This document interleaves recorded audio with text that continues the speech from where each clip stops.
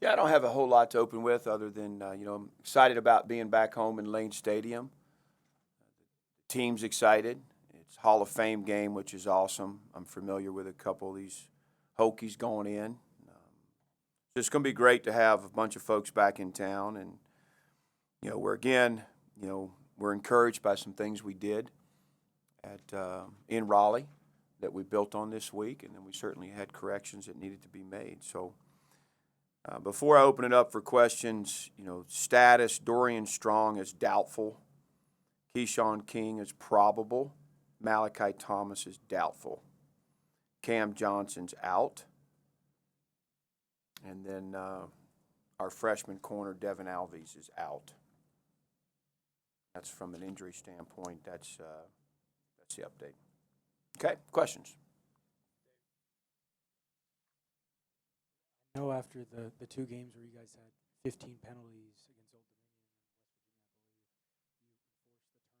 you forced the running for every yard. Sunday penalties. sprints. Yeah, how do you reevaluate it after the false starts? What do you make of the false starts? Was there a common theme kind of when you went back and watched? Yeah, so there were 8 false starts, which obviously that's a little bit unique, right? So I don't think it's the penalty system's broken. It's let's address the false starts. And they were doing a nice job with a move call that was catching our guys off guard. You went up and down the offensive line. You had 6 with the interior guys, 2 on the exterior, and then really 2 false starts on special teams. They were all related to move calls by the opponent. A lot of dramatic action by those defensive ends when they moved, which, as long as they're not using our cadence, it's within the rules.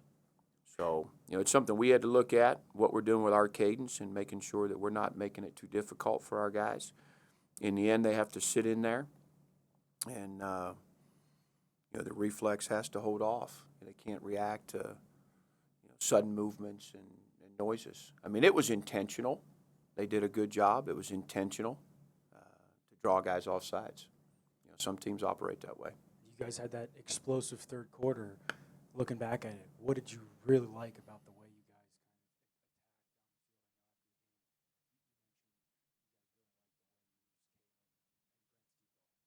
guys Yeah, obviously one of our strengths is our deep ball. When you throw the ball up to Caleb, you feel like he's got a solid chance to go get it. That's one of our more efficient plays, believe it or not. But I think we worked some tempo. We kind of got the rhythm going a little faster.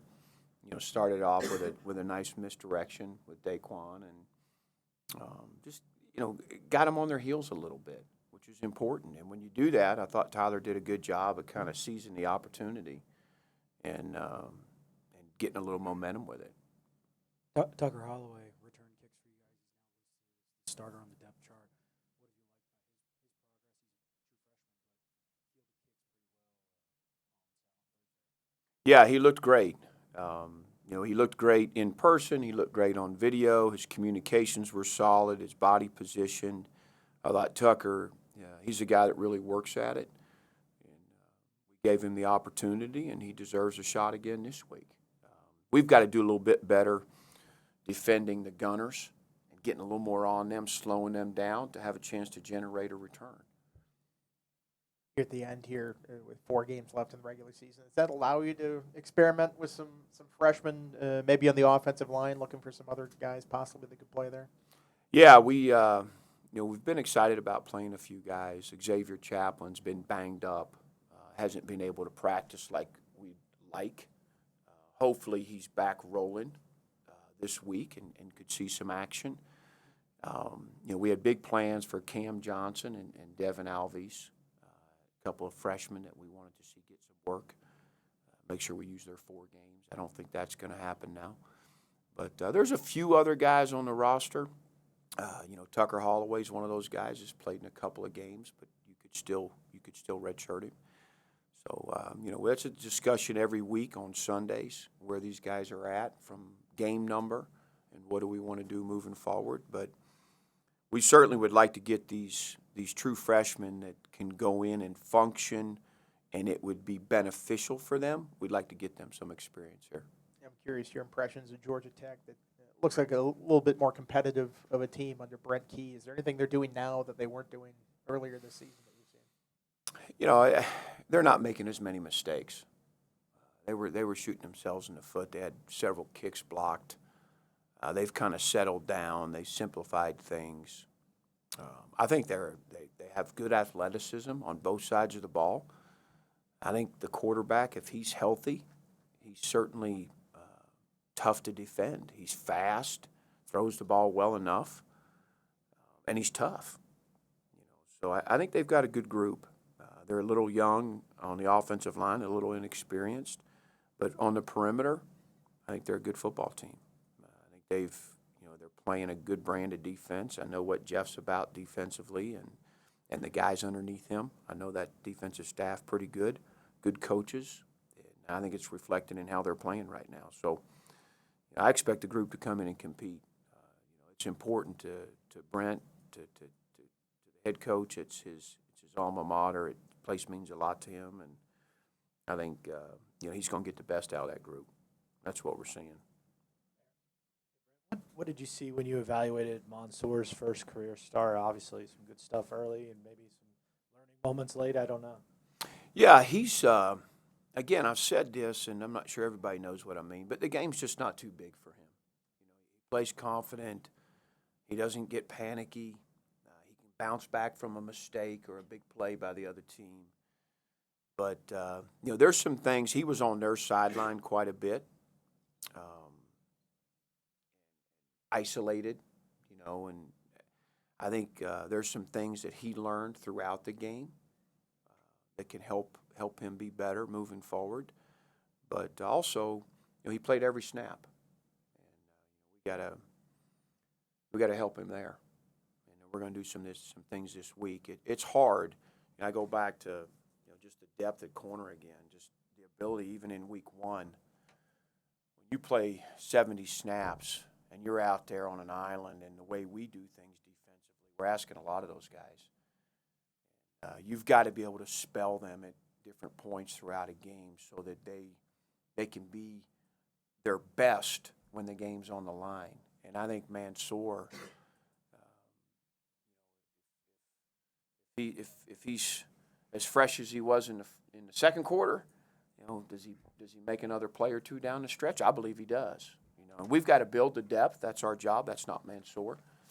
We've got to find ways to spell him because I think it's hard to ask any corner to play a full game and get every snap.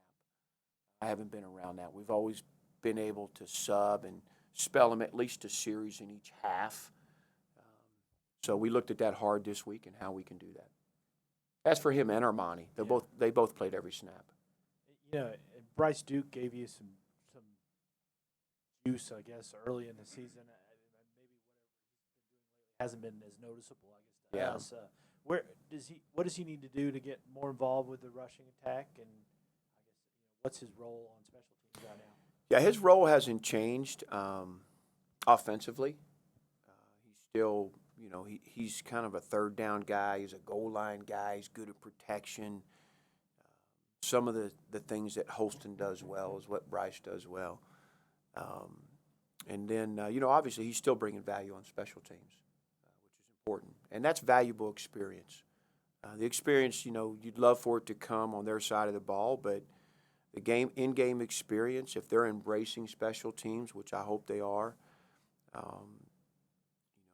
and working hard at it, that's valuable experience, as well. NC State finished with 60 rushing yards, 1.8 yards per rush.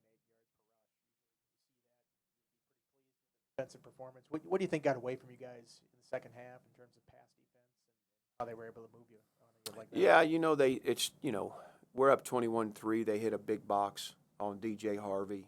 We didn't have the proper leverage, but they made a nice throw and a nice catch to kind of get that first score. And then, to me, they found a hole in the secondary a couple of times. Our underneath coverage wasn't great. They hit that backside seam a little bit. Nice job by the quarterback. We've got to be able to win more one-on-one battles. I can keep saying that. When we don't bring pressure, or when we do bring pressure, When you get a one-on-one and you have three guys that have one-on-one blocks in the throw game, you got to win one of those. It takes one guy to get home and pressure the quarterback, make him move his feet, get him out of his comfort zone. But, and I don't want to take away from what their quarterback did. He stood in there and did a nice job after – I think he was rattled early, and he kind of settled down, and we didn't get to him as well as we were. But, also I think the couple of big balls, they just threw the ball out there. And their guy made a play, and we didn't. With Malachi and Keyshawn, their status is up in the air. I feel like that puts more emphasis on Grant in the past game at all. And how do you take the good stuff that happened that you guys did in the third quarter and kind of amplify it, knowing that there might be a lot of pressure on it? Yeah, I think it puts more pressure on Chance, puts more pressure on Bryce Duke. If those guys aren't able to go, puts more pressure on Holston. I mean, those guys will have to carry the load if Malachi and Keyshawn aren't able to go. But, the plan is the plan, and obviously the things we did well in the third quarter, we looked at those closely. How do we get more of that? What was good about it, and how do we maximize it? That's kind of what we did the week prior to. What are some things we need to do? We were in empty several snaps. We were in unbalanced. We used tempo. I mean, there's some things we're doing to try and create some positive plays. Hey, Coach, after the game, a couple of the guys, I think Armani and Caleb mentioned getting to a bowl game being sort of a motivating factor for some of the seniors. You get the sense that that's the case among some of the veterans? I think it always is. We don't talk about it a whole lot. I did mention to the guys this week, we talked in a team meeting Sunday about having 4 games left. And let's reboot this thing. Let's go 4-0. One game at a time. But I think the guys think about it for sure. It's a great trip. Guys get to spend a lot of time together and have a chance to play one more game together. So that's important. But, it doesn't happen if you don't handle your business on Sunday, Tuesday, Wednesday, Thursday, Friday, and go be 1-0. So we did talk about it Sunday, not necessarily about a bowl game, but about rebooting. And we got 4 games left. We got a chance to go 4-0 and achieve a lot of objectives and finish this thing on a good note, particularly for our seniors, our guys that are it's their last hurrah as Hokie players. It's important to send them out the right way, and that's been talked about. On Zoom, please use the raise hand feature to ask questions, and we'll start with Mike Barber, please. Hey, Coach, you talked about after the open date kind of reevaluating the offense. You said things from a defensive coordinator standpoint looked a little predictable. How do you feel like you've been able to adapt offensively since that review? Yeah, as I just mentioned, I think we did some things. We showed some tempo. We showed more of some formations that we hadn't been in a whole lot, to try and spark us, to do some things a little bit differently. And so I think it was a step in the right direction, what you saw in the third quarter. And now we're certainly going to attempt to build on that. And you've talked, about the adjustment to being a head coach. I'm curious, late in games, who's in your ear in terms of clock management? Offensive plays, you got an offensive coordinator, defensive plays, you and Marv obviously are connected. Anybody kind of in charge of that or communicating with you in terms of clock management, and how would you evaluate that to this point? Yeah, so my chief of staff, Mike Hazel, is usually near me in those situations, but then also Brian Christ, one of our senior analysts, is also a guy that's in my ear in those, in moments where it looks like there could be a situation for a timeout, for when the clock's going to wind, all those type of things. So we've got a good group that does some analytical studies throughout the week, where we're at, how did we do with this, how did we do with that, from a management standpoint, and so those guys collectively. But those are the 2 primary guys. Are you pleased with how you guys have executed kind of late game clock management, late game situations to this point? I think we can definitely be better. I think I've learned some things already, just through 8 games that can be better. I think, there was certainly some challenges with calling the defense and trying to manage the clock. And So we've all improved there week by week, and but certainly we can be better. Thank you. Yes, sir. We go to David Teal, please. Brent, before this season, have you ever had to play a true freshman every snap in a game at corner? No, sir. First time, 32 years. But, and we had a plan. We had some guys go down midweek, Cam and Devin. We had a plan to spell those guys and do some things. And, every play could be the difference. And Mansour and Armani right now are both, competing at a high level, and they don't want to come out of the game. And, right now they give us the best chance to win when they're out there. Whether they're at 100%, 90%, or 80%, they give us the best chance to win. Take me into a coach's mindset, maybe even before camp starts, as you evaluate the incoming freshmen. Are there some in the back of your mind, these guys are going to play significant snaps? Or do you just say, nope, blank slate, I'm going to let them sort it out on the field, specifically as it regards Mansour and Daquan? Yeah, so what we do is we get through the majority of preseason camp, and then we have a conversation about who's red. In other words, these guys, right now, they wouldn't play. Who's yellow? Not sure yet. Let's keep preparing them. Let's keep getting them ready because they may have a chance to play. And then who's green? Who do we know we just need to go ahead and roll out there and plan on playing them? And that conversation can, that narrative can change over a couple weeks, but we communicate that with the player and his family, and so we have a constant, evaluation weekly, and those guys and what we're doing with them is talked about.